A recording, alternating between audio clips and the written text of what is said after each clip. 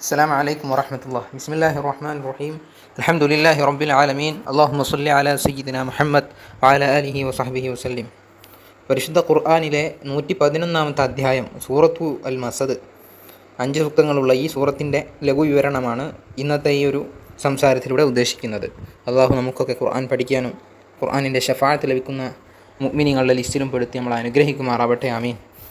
സൂറത്തുൽ മസദ് എന്ന് പറഞ്ഞാൽ ഈന്തപ്പന നാരി എന്നൊക്കെയാണ് അർത്ഥം. ഇൻഷാ അല്ലാഹ് അതിനെക്കുറിച്ചുള്ള കൂടുതൽ വിശദീകരണം പിന്നീട് പറയാം. നബി സല്ലല്ലാഹു അലൈഹി വസല്ലമ തങ്ങൾക്ക് അവതരിച്ച പരിശുദ്ധ ഖുർആൻ, ഈ ഖുർആനിൻ്റെ ഓരോ സൂറത്തുകളും അല്ലെങ്കിൽ ആയത്തുകളും ഒറ്റയടിക്ക് ഇറക്കിയതല്ല, മറിച്ച് ഘട്ടം ഘട്ടമായി ആവശ്യാനുസരണം ഇറക്കി കൊടുത്തതാണ്. അതുകൊണ്ട് തന്നെ 23 വർഷ കാലയളവ് എന്ന് നമ്മളൊക്കെ കേട്ടിട്ടുണ്ട്. ഇങ്ങനെ 23 വർഷം എടുത്ത് ഇറങ്ങിയ ഖുർആനിൻ്റെ ഓരോ സൂറത്തുകളും അതിൻ്റേതായ ചില പ്രത്യേകമായ സന്ദർഭങ്ങളിലും സാഹചര്യങ്ങളിലുമാണ് ഇറങ്ങിയിട്ടുള്ളത്. അവ ഓരോ സൂറത്തും അവതരിക്കുന്നതിന്, സൂറത്തുകൾ ഇറങ്ങുന്നതിന് പ്രത്യേകമായ ചില കാരണങ്ങൾ ഉണ്ട്. അതിനാണ് അസ്ബാബുൻ നുസൂൽ എന്ന് പറയും. അതായത് ഉലൂമുൽ ഖുർആനിൽപ്പെട്ട, ഖുർആനീയ വിജ്ഞാനങ്ങളിൽപ്പെട്ട ഒരു പ്രധാനപ്പെട്ട ശാഖയാണത്. അതിന് ആ ഒരു വിഷയത്തിൽ മാത്രം നിരവധി പണ്ഡിതന്മാർ ബൃഹത്തായ ഗ്രന്ഥങ്ങൾ രചിച്ചിട്ടുമുണ്ട്. ഏതായാലും സൂറത്തുൽ മസദ് എന്ന് പറയുന്ന ഈ സൂറത്ത് നബി സല്ലല്ലാഹു അലൈഹി വസല്ലമ തങ്ങൾ ഇസ്ലാമിൻ്റെ പ്രബോധനം ആരംഭിച്ച സന്ദർഭത്തിൽ തുടക്കത്തിൽ രഹസ്യമായും പിന്നീട് പരസ്യമായുമാണ് പ്രബോധനം നടത്തിയത്. അതായത് വഅൻദിർ അശീറത്തക്കൽ അഖറബീൻ എന്ന് പറയുന്ന സൂറത്തു ശുആറയിലെ 214-ാമത്തെ വചനം അവതരിച്ചപ്പോൾ നബി സല്ലല്ലാഹു അലൈഹി വസല്ലമ തങ്ങൾ അതുവരെ രഹസ്യമായി പ്രബോധനം ചെയ്ത പരിശുദ്ധ ദീനുൽ ഇസ്ലാമിൻ്റെ വെള്ളി വെളിച്ചത്തെ മാനവരിലേക്ക് പരസ്യമായി തന്നെ സമ്മാനിക്കാൻ വേണ്ടി സഫ എന്ന് പറയുന്ന മക്കയിലെ അറിയപ്പെട്ട ആ ഒരു വലിയ പർവ്വതത്തിൻ്റെ ഉച്ചിയിലേക്ക് കയറുകയും അവിടെ നിന്ന് നബി സല്ലല്ലാഹു അലൈഹി വസല്ലം തങ്ങളുടെ കുടുംബാംഗങ്ങളെ വിളിച്ചു വരുത്തി, ഞാൻ അള്ളാഹുവിൻ്റെ ശിക്ഷയെക്കുറിച്ച് നിങ്ങൾക്ക് താക്കീത് ചെയ്യാൻ അയക്കപ്പെട്ട നബിയാണ്, റസൂലാണെന്നവരെ പൊതുവായും പിന്നീട് ഓരോരുത്തരെയും വിളിച്ച് പ്രത്യേകമായിട്ട് അറിയിച്ചു. അപ്പോൾ നബി സല്ലല്ലാഹു അലൈഹി വസല്ലം തങ്ങളുടെ പിതൃവ്യനാകുന്ന അബൂലഹബ് കൈകുടഞ്ഞെഴുന്നേറ്റുകൊണ്ട് പറയുകയാണ്, തബ്ബല്ലക സായിറൽ അയ്യാം അലി ഹാദാ ജമാഅത്തന, നിനക്ക് നാശം, നീ ഇതിനു വേണ്ടിയാണോ ഞങ്ങളെ ഇവിടെ ഒരുമിച്ച് കൂട്ടിയത് എന്ന ആശയത്തിൽ നബി സല്ലല്ലാഹു അലൈഹി വസല്ലം തങ്ങളെ വിമർശിച്ചപ്പോൾ, എതിർത്തപ്പോൾ ഇതിനെ തുടർന്നാണ് ഈ അധ്യായം അവതരിച്ചതെന്ന് ഇമാം ബുഖാരി, മുസ്ലിം റഹിമഹുല്ലാഹ് റിപ്പോർട്ട് ചെയ്യുന്ന ഹദീസിൽ നമുക്ക് കാണാം. അതല്ല, അബൂലഹബ് നബി സല്ലല്ലാഹു അലൈഹി വസല്ലമയെ സമീപിച്ച് ഒരിക്കൽ ചോദിക്കുകയുണ്ടായി, ഞാൻ ഈ മതത്തിൽ വന്നാൽ എനിക്ക് എന്ത് ലാഭം? അപ്പോൾ നബി സല്ലല്ലാഹു അലൈഹി വസല്ലമ തങ്ങളുടെ മറുപടി, ഇവിടെ ആർക്കും VIP പരിഗണനയൊന്നുമില്ല, ഈമാനുണ്ടോ എല്ലാവരും സമമാണ്, ഇന്നമൽ മുഅ്മിനൂന ഇഖ്വ എന്ന് പറഞ്ഞ് നബി സല്ലല്ലാഹു അലൈഹി വസല്ലം തങ്ങൾ പ്രത്യേക പരിഗണനയൊന്നും ഇല്ല എന്ന് പറഞ്ഞപ്പോൾ, എന്നെയും ഇവരെയും, അതായത് ഇസ്ലാമിൽ നിലവിലുള്ള സാധുക്കളായ ജനങ്ങളെയും പ്രതാപിയായ എന്നെയും സമമാക്കുന്ന ഈ മതം നശിക്കട്ടെ എന്ന് പറഞ്ഞു. അപ്പോഴാണ് ഈ അധ്യായം അവതരിച്ചതെന്ന് മറ്റൊരു സബബായിട്ട് എണ്ണി പറയുന്നുണ്ട്.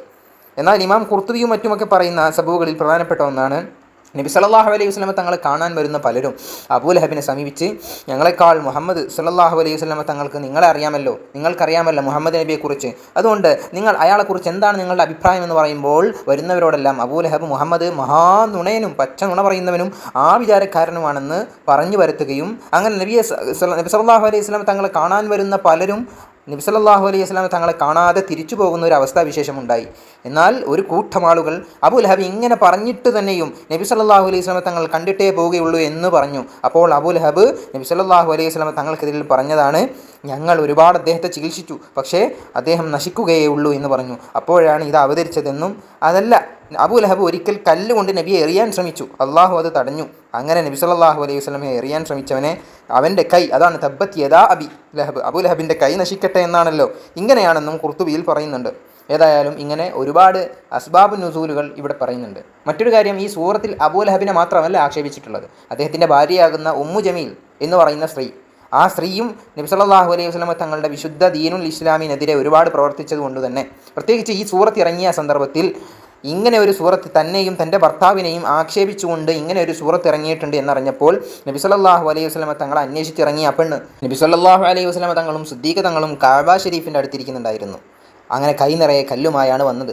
എന്നാൽ അടുത്ത് വന്നിട്ടും നബി സല്ലല്ലാഹു അലൈഹി വസല്ലമ തങ്ങളെ ആ പെണ്ണിന് ദർശിക്കാൻ കഴിഞ്ഞില്ല. കാരണം അള്ളാഹു അവിടെ ഇടപെടുകയാണ്. നിങ്ങൾ നോക്കണം, റബ്ബ്, അവൻ്റെ സഹായം അത് വലിയതാണ്.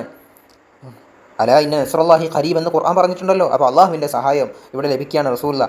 റസൂലുള്ളാഹിനെ കാണാതെ ആ പെണ്ണ് നിരാശയായി. ഏതായാലും അവൾ അബൂബക്കർ തങ്ങളോട് ആ തൻ്റെ ദേഷ്യത്തിൽ പറയുകയുണ്ടായി. അബൂബക്കർ റളിയല്ലാഹു അൻഹുവിനോട് അവൾ പറഞ്ഞത്, നിൻ്റെ നേതാവ് മുഹമ്മദ് നബി സല്ലല്ലാഹു അലൈഹി വസല്ലം തങ്ങൾ എന്നെ ആക്ഷേപിക്കുന്നുണ്ടെന്ന് ആളുകൾ പറഞ്ഞ് ഞാൻ അറിഞ്ഞിട്ടുണ്ട്. അതുകൊണ്ട് തന്നെ മുഹമ്മദ് നബി സല്ലല്ലാഹു അലൈഹി വസല്ലം തങ്ങളെ കണ്ടാൽ ഈ കല്ല് കൊണ്ട് ഞാൻ മുഹമ്മദ് നബി സല്ലല്ലാഹു അലൈഹി വസല്ലം തങ്ങളുടെ വായിൽ നിറക്കും എന്നവൾ പാട്ടുപാടി. എന്നവൾ പറഞ്ഞിട്ട് ഒരു പാട്ടും കൂടി പാടുന്നുണ്ട്.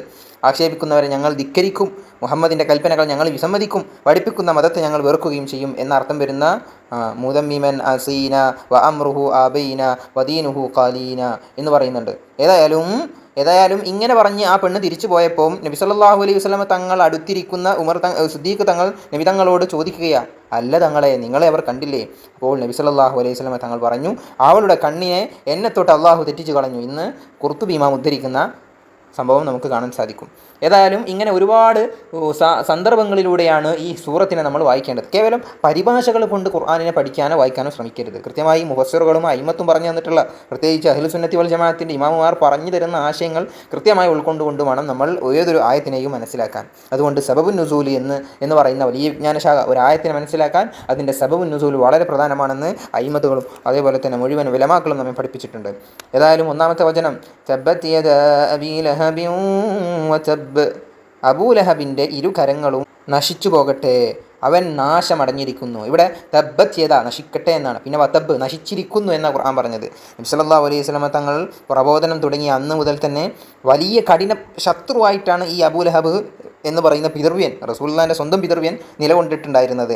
ജനങ്ങൾ കൂടുന്നിടത്തൊക്കെ വന്ന് പ്രബോധനം നടത്തുമ്പം നബി സല്ലല്ലാഹു അലൈഹി വസല്ലം തങ്ങളുടെ പ്രബോധനത്തെ അവിടെ തടയുകയും അവിടെ പ്രശ്നങ്ങൾ സൃഷ്ടിക്കുകയും കള്ളനാണെന്ന് വാദിക്കുകയും ആരും അത് സ്വീകരിക്കുമെന്നും പറഞ്ഞു നടക്കുമായിരുന്നു. ഇങ്ങനെ റസൂലുള്ളാഹി സ്വല്ലല്ലാഹു അലൈഹി വസല്ലം തങ്ങളുടെ തൊട്ട അയൽവാസിയായിരുന്ന അബൂലഹബ് ഒരു അയൽപക്കബന്ധം അതുപോലും പാലിച്ചില്ലെന്ന് മാത്രമല്ല, പല മാലിന്യ വസ്തുക്കളും നബി സല്ലല്ലാഹു അലൈഹി വസല്ലം തങ്ങളുടെ വീട്ടിലേക്ക് വലിച്ചെറിയുമായിരുന്നു. ഖുറൈശി നേതാവ് കൂടിയായ അബൂലഹബിൻ നബി സല്ലല്ലാഹു അലൈഹി വസല്ലം തങ്ങളെ ഉപദ്രവിക്കാൻ ഒരുപാട് അവസരങ്ങൾ ലഭിച്ചു. എന്നാൽ അപ്പോഴൊന്നും നബി സല്ലല്ലാഹു അലൈഹി വസല്ലം തങ്ങൾ പ്രതികരിച്ചില്ല. ഇസ്ലാമിനും നബിക്കുമെതിരെ അബൂലഹബിൻ്റെ ശത്രുത ഇത്രയും വലിയ രൂക്ഷമായതുകൊണ്ട് തന്നെയാണ് അള്ളാഹു ഇവനെ പേരെടുത്ത് ആക്ഷേപിച്ചു. അതാണ് ഖുർആനിൽ അബൂലഹബിനെ പേരെടുത്ത് ആക്ഷേപിക്കാനുള്ള കാരണം. വലിയ ഫിത്നകളാണ് അദ്ദേഹത്തിനെ കൊണ്ട് മുത്തനബി സല്ലല്ലാഹു അലൈഹി വസല്ലം തങ്ങൾക്കും ദീനുൽ ഇസ്ലാമിനും അന്നുണ്ടായിട്ടുള്ളത്. ഏതായാലും നബിയോടുള്ള അവൻ്റെ വെറുപ്പ് കാരണത്താൽ അള്ളാഹു അവനെ വെറുക്കുകയാണ്. അതുകൊണ്ടാണ് ഖുർആൻ അദ്ദേഹത്തിനെതിരിൽ പറയുന്നത്. ഇതാണ് നമുക്കിതിൽ നിന്ന് മനസ്സിലാക്കാൻ കഴിയുന്ന ഒരു കാര്യം.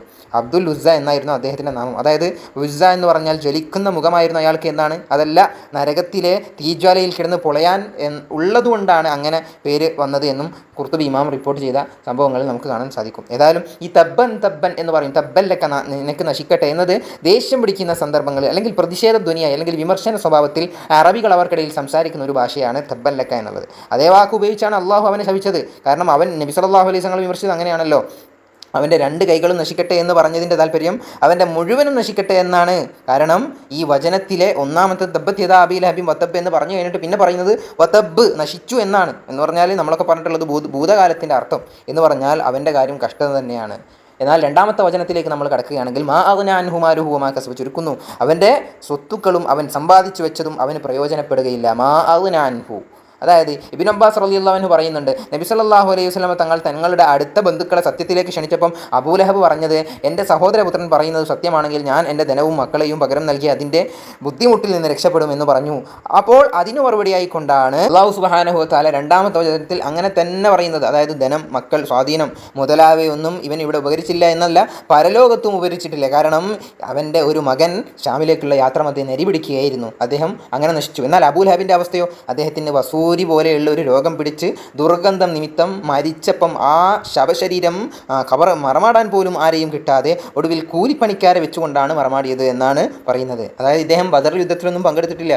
ബദർ യുദ്ധം കഴിഞ്ഞ് കുറച്ചങ്ങോട്ട് എത്തിയപ്പോഴാണ് അദ്ദേഹത്തിന് ഇങ്ങനെ അസുഖം വരികയും അങ്ങനെ അദ്ദേഹം നശിച്ചു പോവുകയും ചെയ്തത്. പരിശുദ്ധ ഖുർആനിൻ്റെ പ്രവചനം എത്ര സത്യമായിട്ടാണ് പുലർന്നത്. സയസ്ലാ നാറൻ ദാത്ത ലഹബ്, അതായത് ഈ ആയത്തിൽ പറയുന്നത് മൂന്നാമത്തെ ആയത്ത്, ജ്വാലയുള്ള അഗ്നിയിൽ അവൻ പിന്നീട് കിടന്നരിയും എന്ന് പറഞ്ഞാൽ നരകത്തിലെത്തുകയും അവന് നരകത്തിൽ ശക്തമായ ശിക്ഷ ഉണ്ടാവുകയും എന്നാണ് പരിശുദ്ധ ഖുർആനിൻ്റെ ഈ ആയത്തിൻ്റെ അർത്ഥം. ഏതായാലും നാലാമത്തെ വചനത്തിൽ വംറഅതുഹു, അദ്ദേഹത്തിൻ്റെ ഭാര്യയിലേക്കാണ് പോകുന്നത്. വംറഅതുഹു, അദ്ദേഹത്തിൻ്റെ ഭാര്യയും അഗ്നിയിൽ കിടന്നരിയും എന്ന് നമ്മൾ വെച്ചു കൊടുക്കണം. അതായത് മുമ്പുള്ള ആയത്തിലേക്കാണ് പോകുന്നത്. ഹമ്മാലത്തുൽ ഹതബ്, അതെ, വിറക് ചുമക്കുന്നവളാണ് അദ്ദേഹത്തിൻ്റെ ഭാര്യ.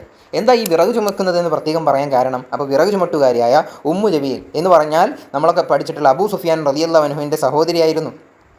അതായത് തൻ്റെ ഭർത്താവിനെ പോലെ അള്ളാഹുവിൻ്റെ ശാപത്തിന് അർഹനായിട്ടുണ്ട്. സഹോദരൻ മുസ്ലിം ആണെങ്കിൽ പോലും ഭർത്താവിൻ്റെ കൂടെ നിന്നുകൊണ്ട് ഭർത്താവിനൊപ്പം നരകത്തിലേക്ക് എത്താൻ ഇത് കാരണമായിട്ടുണ്ട്. വിറക് ചുമക്കുന്നവൾ എന്ന് അവളെ വിശേഷിപ്പിച്ചത് അവളെ നിന്ദിച്ചുകൊണ്ടാണ്. കാരണം ഈ ഏഷണിക്കാരെ സംബന്ധിച്ചുകൊണ്ടാണ് വിറകുണ്ടാക്കുന്നവർ എന്ന അറബികൾ സാധാരണ പറയാറുള്ളത്. അത് അവരുടെ സംസാര രീതിയാണ്. അതനുസരിച്ചുകൊണ്ട് ആ രീതിയാണ് ഖുർആനും സ്വീകരിച്ചത് എന്നാണ് പലരും പറയുന്നത്. നബി സല്ലല്ലാഹു അലൈഹി വസല്ലം തങ്ങളെക്കുറിച്ച് അവൾ പല ഏഷണിയും പറയാറുണ്ടായിരുന്നു ചരിത്രങ്ങളിൽ കാണാം. നബി സല്ലല്ലാഹു അലൈഹി വസല്ലം തങ്ങളെ ഉപദ്രവിക്കാനായി അവൾ മുള്ള് ചുമന്ന്, അത് ഹമ്മാലത്തുൽ ഹതബ് എന്ന് പറഞ്ഞാൽ അതെ ഏഷണിക്ക് വേണ്ടി മുള്ള് ചുമന്നുകൊണ്ട് അവരെന്ത് ചെയ്യും, വഴികളിലും മറ്റും റസൂലുള്ളാഹി തങ്ങൾ കടന്നു പോകാൻ സാധ്യതയുള്ള മുഴുവൻ വഴികളിലും കൊണ്ട് മുള്ള് വിതറി അത് മണ്ണിൽ പൂഴ്ത്തി വെച്ച് അങ്ങനെ റസൂലുള്ളാഹിനെ ബുദ്ധിമുട്ടിച്ചുകൊണ്ടാണ് എന്ന് മറ്റൊരു വിഭാഗം പണ്ഡിതന്മാർ പറയുന്നുണ്ട്. ഏതായാലും തഫ്സീറുകളാണല്ലോ. അവസാനത്തെ ആയത്ത് ഫി ജീദിഹാ ഹബലും മിൻ മസദ്, അവളുടെ കഴുത്തിൽ, ഫി ജീദിഹ അവളുടെ കഴുത്തിൽ, ഹബലും മിൻ മസദ് ഈത്തപ്പന നാരിനാൽ പിരിച്ച ഒരു കയർ ഉണ്ടായിരിക്കുന്നതാണ് എന്ന് പറഞ്ഞാൽ, കാരണം ഈ വിറക് ചുമക്കുന്ന ആളുകളെ സംബന്ധിച്ചിടത്തോളം അവർ വിറക് കെട്ടാൻ വേണ്ടിയിട്ട് കയറുമായിട്ടാണല്ലോ പോകുക. അതുകൊണ്ടാണ് അവളുടെ കഴുത്തിൽ പിരിച്ച കയറുണ്ടെന്ന് പറഞ്ഞതിൻ്റെ കാരണം. മറ്റൊന്ന് നരകത്തിലുള്ള അവളുടെ ശിക്ഷയുടെ കാരണമാണ് ഉദ്ദേശിച്ചതെന്നും അഭിപ്രായപ്പെട്ടിട്ടുണ്ട്. ചുരുക്കി പറഞ്ഞാൽ നബി സല്ലല്ലാഹു അലൈഹി വസല്ലം തങ്ങൾക്കെതിരെ ഈ ലോകത്ത് പ്രവർത്തിച്ച അവൾക്ക് അതിനനുസരിച്ചുള്ള ശിക്ഷ തന്നെ പരലോകത്ത് ലഭിക്കുമെന്ന് വ്യക്തമാണ്. അള്ളാഹു ഇത്തരം അവസ്ഥയെ തൊട്ട് നമ്മളെ കാക്കട്ടെ. ഇങ്ങനെയാണ് ഈ സൂറത്തിൻ്റെ 5 ആയത്തുകൾ.